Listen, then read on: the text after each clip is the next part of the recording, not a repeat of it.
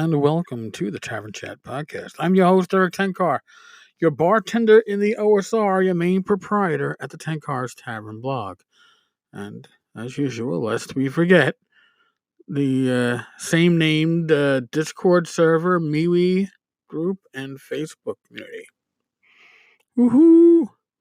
So, I talked about Torchlight yesterday, and JoeTheLawyer chimes in, and there's a bit more depth to what he is, but Joe left 3 messages, so you're gonna hear Joe for a bit, which probably makes a lot of you happy, and I have to hear my fucking voice.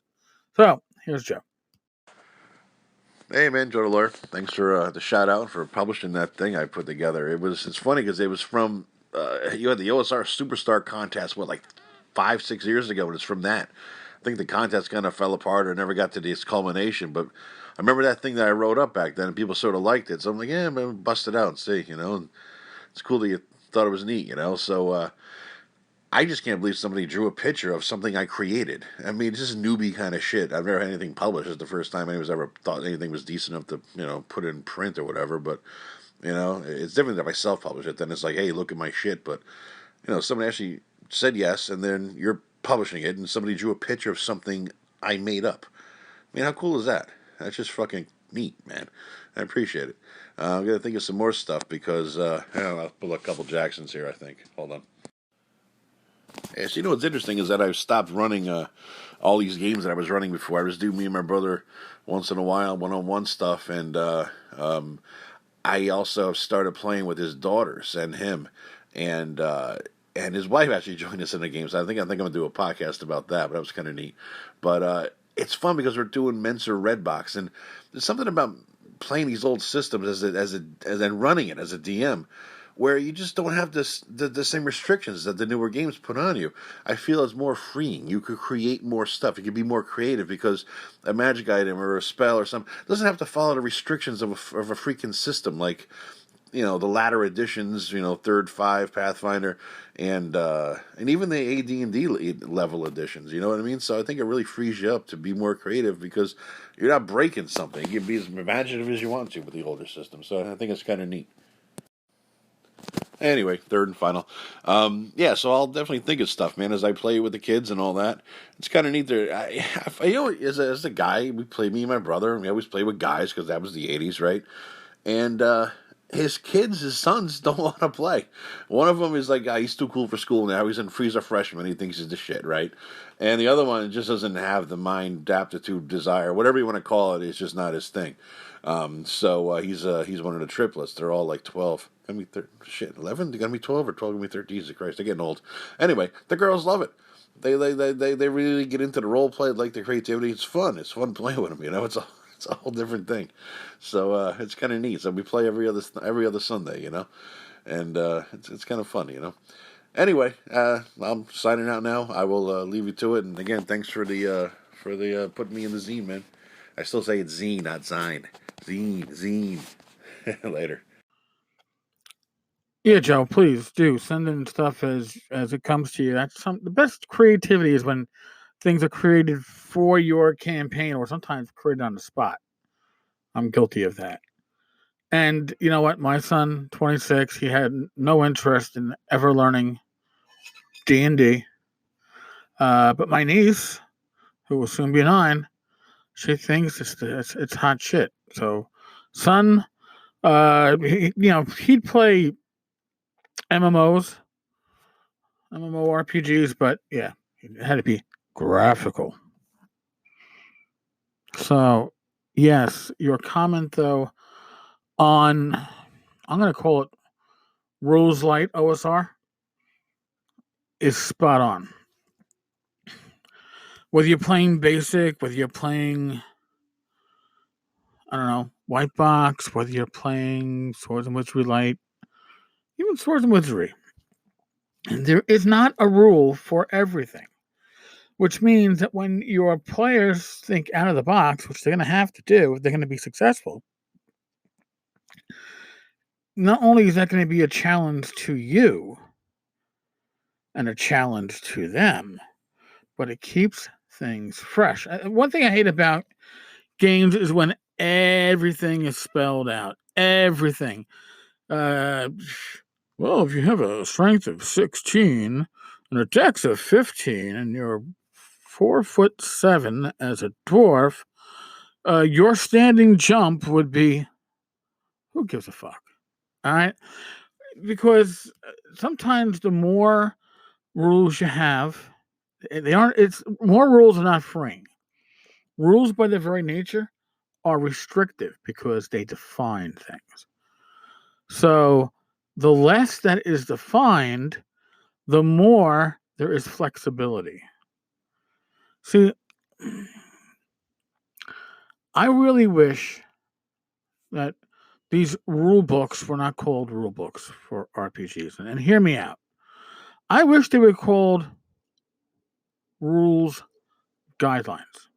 And I know some of them in their foreword, they kind of say, hey, well, this is just a guide. The DM has the final say. All right. But you know what? Your players are still going to fall back on what the rules say. So the more rules you have, the more constrictions you have, and the more potential for rules layering. There is no rules layering in Swords and Wizardry Light. It's 4 fucking pages. It runs so sweetly, so smoothly at conventions because if it's not in the rules, tell me what you want to do, and I'll figure out the spot how we're going to resolve that. That is the strength of coupling rules light with OSR gaming. And now I say when I phrase it that way, it's because games like Joe says, first edition, which would it's reflected in Osric, if you want one of the clones or the simulacrums. But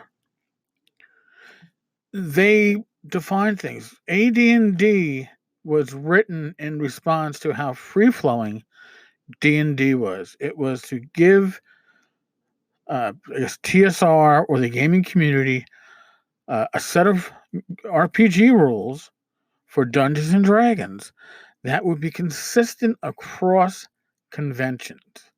So if you went to a convention in Lake Geneva, with TSR, and there was a convention out at Columbia University in New York City, and some other convention going over in San Francisco, California, and they all used the AD&D first edition rules. In theory, everybody's playing with the same set of rules. The reality was, I went to Gen Con, and I guess this was I guess we were playing TUI.